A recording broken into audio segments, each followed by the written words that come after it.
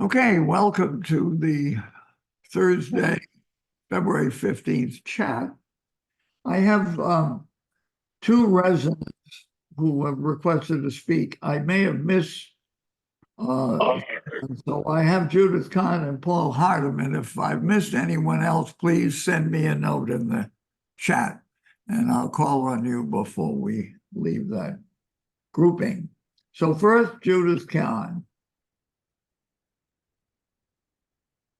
Hello, Jerry and everybody. Thanks for the time. I just wanted to give a reminder that our monthly Hadassah study group is going to be meeting this Saturday in the synagogue at 2 o'clock. And we're going to continue with our course on Jewish perspectives on family. We start out with a Bible story or a set of passages as a jumping off point. And this week, Sandy Macy and Toby Levine are going to co-facilitate a discussion on Moses and Miriam. And the text we'll be using for those who want to look ahead are Exodus 2, 4 through 10, 15, 20 through 21, and Numbers 12, 1 to 16. For those who don't have a copy, there'll be some copies present at the meeting. Also, the library in the library conference room has a number of copies of the Tanakh, so that you can look ahead there. So it should be a very interesting discussion, and I want to send a special invitation out to women who are new to the community. It's a wonderful group. It's very lively and very engaged. So we invite you especially to join us. If there are any questions you have, you can call myself at extension 2385 or Lala Gordon, who's co-chairing, at extension 42427. We hope to see a lot of you at the meeting, and we're really looking forward to welcoming you. Thank you. Thanks, Judy. And now Paul Hardiman.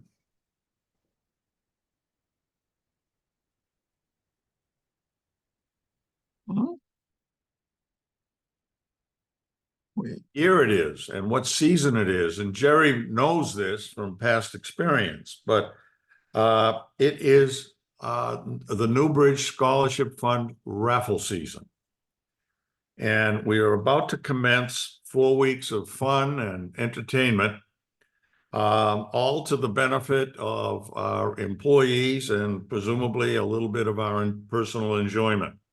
It's hard to believe that the Scholarship Fund raffle is now 4 years old, and it was conceived and implemented in the depths of COVID when it was pretty dour around here, and its purpose was to bring some fun and enjoyment to the campus, but primarily to provide financial support to our wonderful employees in pursuing their education. Our employees did a yeoman's job during COVID, and they've continued that effort currently. And what the season for you members, new members, involves is 4 weeks of raffles. We'll have a raffle each week, beginning next Thursday and continuing on the 29th of February. March 7th, and we have a grand finale in Great Meadow Hall on March 12th. And the grand finale will be the awarding of the 3 major grand prizes, entertainment, and a wonderful reception in the Winter Garden. Now, let me go ahead, get into a little bit about next Thursday. Next Thursday's raffle traditionally is called Sunday Thursday, and it doesn't cost any money. It doesn't cost you a penny or a shekel if you prefer, and it is just a lot of fun. There'll be 10 winners. There'll be 8 winners from independent living. There will be two winners from assisted living, and the prizes to each winner are incredible. Each winner will receive 5 pints of ice cream. 5 pints. In total, that'll be 50 pints. That's over 50 pounds of ice cream that'll be awarded as prizes. Now, accompanying that will be the fixings to make absolutely first-class sundaes. And you'll be able to make 5 sundaes or whatever you're able to use out of the 5 pints of ice cream. And it's been a lot of fun in past years, and we're going to have 10 lucky winners. And I'd like to take a moment and show you a happy winner from a past raffle.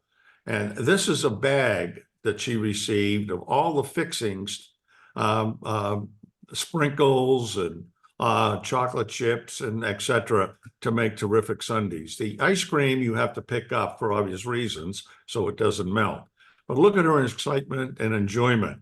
And I'm sure she went to her kitchen and she made sundaes. Just to give you a little preview, this is what potentially a winner could do.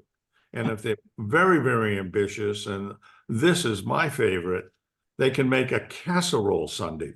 And you can invite the family over, you can invite your neighbors, but it's a terrific opportunity to have a lot of fun. Now, again, the raffle kicks off our season, and it is next Thursday, called Sunday Thursday. You don't have to buy a ticket. It won't cost you any money. Your eligibility is dependent solely on having a residence or a unit here at Newbridge and an assisted living. As we speak, Joel Zagalas is putting each unit number on a separate card, and those cards will be put in the raffle drum. And next Thursday, they will be drawn. 10 winners. Again, 8 from IL and 2 from assisted living. And the drawers will be Eileen and Josh.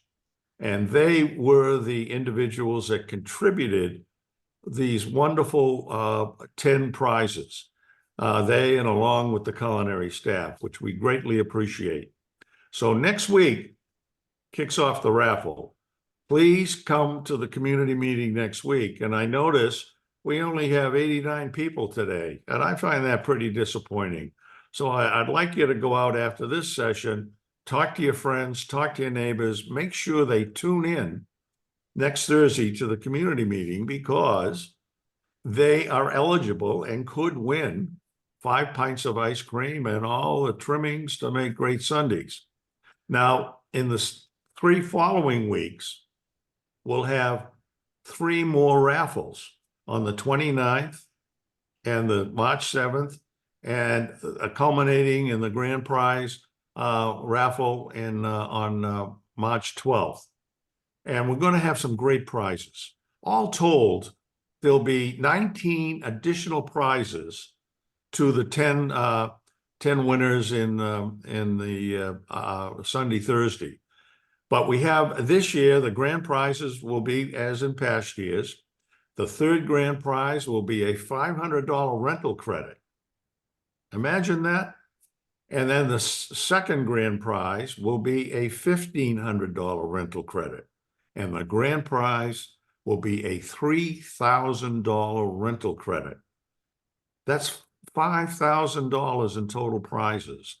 And if you win one of those, you certainly can make a dent in your rent.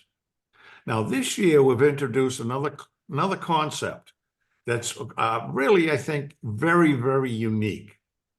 And the scholarship committee, I guess, debated it and talked about it. And they designed a prize that'll be given out at each raffle that tries to address a frustration and an irritant that is very, very common among our residents here on campus. And we call it the golden ticket. Now, the golden ticket will be awarded on the first raffle, be 1 golden ticket as a prize. In the second week, on March 7th, there'll be 2 golden tickets awarded as a prize. And on the grand prize night, there'll be 3 golden tickets awarded. Now, I'm not going to tell you what they are right now, but you'll learn more about it in the coming weeks. But they're terrific prizes. Now, to participate in these raffles, you have to buy a ticket. And the tickets this year, as in past years, are $100. And just think about this for a moment. 4 years ago, a raffle ticket here at Newbridge was $100, and it still is. You talk about an inflation fighter. The scholarship fund committee did an incredible job on maintaining that $100 price. So you buy a ticket for $100 and you participate in all the raffles. And the sooner you buy a ticket, the more raffles you can participate in. Tickets will go on sale next Thursday after the Sunday Thursday awards. And they'll be available through ticket sellers. We put together a team of about 15 ticket sellers this year, headed by Frank Backner. They're absolutely terrific. They're probably the best we could find. And all of them passed the ticket sellers exam given in January and were certified as bona fide members of the TF Federation of America, the Ticket Sellers Federation of America, a very prestigious position. But they are an all-star team, and they're all bonded. They're all people of great integrity. So after Sunday, Thursday, you can buy your ticket and you can give them your check with confidence. Now, those of you who may be going on vacation between now and Sunday, Thursday, and I know you'd still like to participate in the raffle where you can. You can go to Joe at his desk and you give him a check payable to the scholarship fund raffle, and he will make sure it gets in the box and gets credited to your account. I think that summarizes everything I have to say about the raffle. And I just want to remind you, after next Thursday, make sure you buy a ticket to be able to participate. And next week, I'll be broadcasting at the community meeting, but this time from the raffle headquarters, which will be the executive conference room in the community building.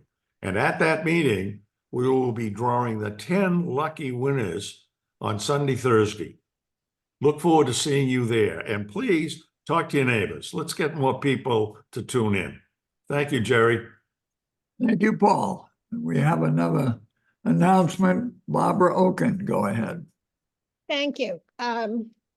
I wanted to remind everybody that we have a special meeting coming up Tuesday, February 22nd, between 2 and 3 in the synagogue, sponsored by the Social Action Group. And the topic is relative and interesting to all of us. It is about Judaism and immigrant justice. And the speakers will be coming from JALSA, which is the Jewish Alliance for Law and Social Order. So I hope that many of you will come and hear what the Jewish perspective on immigration is. Thank you, Jerry. Okay, thank you, Barbara. So now Lori Feldman. Thank you, Jerry. Oh man, I'm craving a Sunday casserole like nobody's business right now. I am here to tell you about this month's educational session, How to Find Psychosocial and Spiritual Support at Newbridge. The presenters will be Rabbi Judy, Tara Fleming Caruso, and myself, and we will describe how we each provide unique supportive services to Newbridge and also where we overlap and work as a team. So if you'd like to learn more, this will be held next Wednesday, February 21st from 12 to 1 p.m. on Zoom. So please RSVP to the hotline at 49218. Thank you. Okay, thank you. And so now we're ready for Josh and Eileen. Thanks, Jerry. I just have a couple of quick announcements, and then I think Eileen has one as well, because Paul Hardeman is certainly a hard act to follow.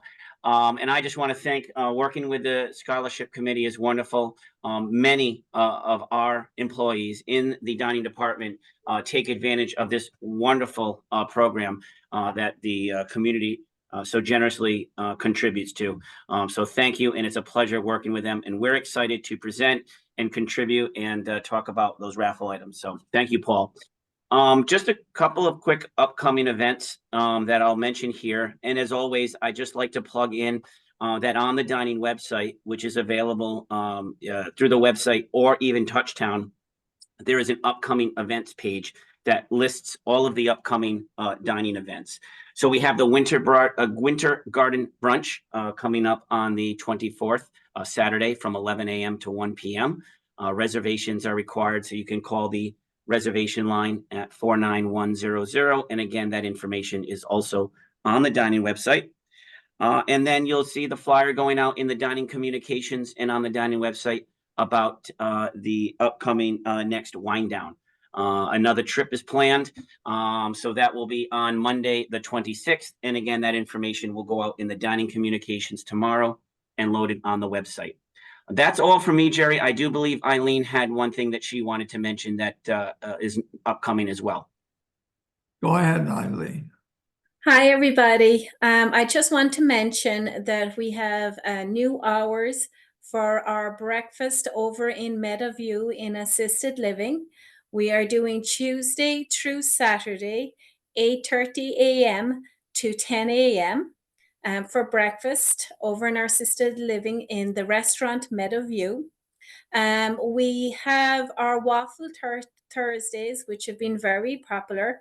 And also we are adding on Saturdays our challah French toast on Saturdays. So we'll have two specials, not only have our waffles on a Thursday, but we also have our French toast, our challah French toast on a Saturdays. We have extended the hours, instead of 9 to 10, it is now opened 8:30 to 10, Tuesdays through Saturdays. It's also, all this information is also on the website. But if you have any questions, please just ask myself or Josh. Thank you. Thank you. Are there any questions before we move on to Matt? This may be a world's record short meeting. Fortunately, they have the Sunday, whatever it is, next week that will bring everybody back here, even if we're a short meeting this week. So Matt, go ahead. All right, thank you, Jerry. Well, we're not doing bad. We have 94 on, which is pretty good. That was quite an uneventful snowstorm. So I want to thank everybody. I mean, you know, when we do buffet nights, it's because when the state or the towns cancel school, it has quite an implication on our employees, not only for the students themselves, but for the parents that are now making alternative plans for their children. So had we known that the meteorologists were going to lie and, you know, make this whole thing up, we would have had regular meal service. But so for those of you that were in the dining room for the buffet that evening, thank you very much for your flexibility. We are so much more effective when we're able to plan. And I'd always rather plan for the worst and hope for the best, which was what this scenario was, than the other way around. So that's my very long way of saying thank you for your patience. We were doing the best we could with the information that we had. And I heard the buffet was pretty good. So thank you to the culinary team as well. I really appreciate that. Some good news about the 5000 FE1 elevator. Our elevator company was here today. I just saw them a few minutes before I got on this call. And the elevator is fixed. All the parts are in, the oil's been put back in. They're waiting on the state inspector who they anticipate to be here tomorrow. So if all goes well, the 5000 elevator will be back in service tomorrow. Now I need everybody in the community thinking positively about this because this has gone on way, way, way too long. But, you know, Fernando really got behind this and pushed very, very hard and was absolutely unrelenting about the timing on this and getting the parts and all this other stuff with the elevator company. So that's some good news. Some other good news, next Tuesday, the light poles that are down around the campus, the new ones will be installed. They are all in, and the lighting company is coming in to put them in. So we only waited 2 years for those to be manufactured and shipped off to us, but they are finally here. So the moral of the story is we're better off waiting apparently for elevator parts than we are for light poles. But so we're getting things done. It's just not going quickly. So I see Mayor has his hand up. yeah, Mayor, go ahead. I just wanted to say you shouldn't disparage the weather people. After all, the models didn't change until about 12 hours before the storm actually got here, and they've been dealing with it for 2 weeks. And it's far better to plan for 12 inches of snow than to be surprised by 8.5 inches of partly cloudy, which used to happen a lot. Fair enough. It's a great job, though. I mean, you get paid if you're wrong. That's really neat. So, my son would be excellent at that job. But anyway, yes, you were very right. But still, nonetheless, as an executive director of a large community, I was thrilled to see that we got a couple inches of slush. It was much, much, much more manageable for us as a community than dealing with a foot of snow. So we'll take that all day long. Eileen talked about breakfast in Meadowview. For those of you that haven't done breakfast in Meadowview, it's a really nice experience. It's a cook-to-order breakfast. Grab a group of your friends. You can go enjoy. This is your community, so please, if you're interested in having breakfast, it is a wonderful environment. Don't be shy about going, really. As a reminder, Monday is President's Day. So technically it is an HSL holiday, which means if you have housekeeping services, your housekeeping services will be on the holiday schedule. You'll see it in my letter tomorrow. It details out for you what the schedule change is. I've also attached the housekeeping holiday coverage schedule for your convenience. So that way you have it from here on out. And other than that, from the COVID side of the world, we're doing well. No cases here. And just continue to be vigilant, and we'll keep moving forward.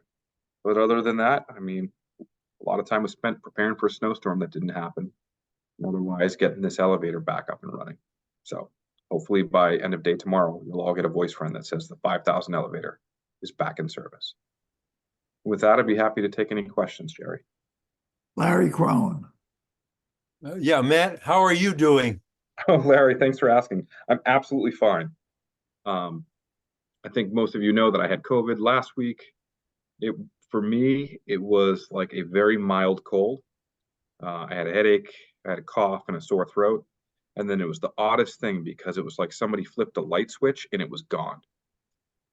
It was so strange. And then I tested and I was negative. It was so much different this time than what I had had in the past, because last time I had COVID was 2022 in July, and I was sick.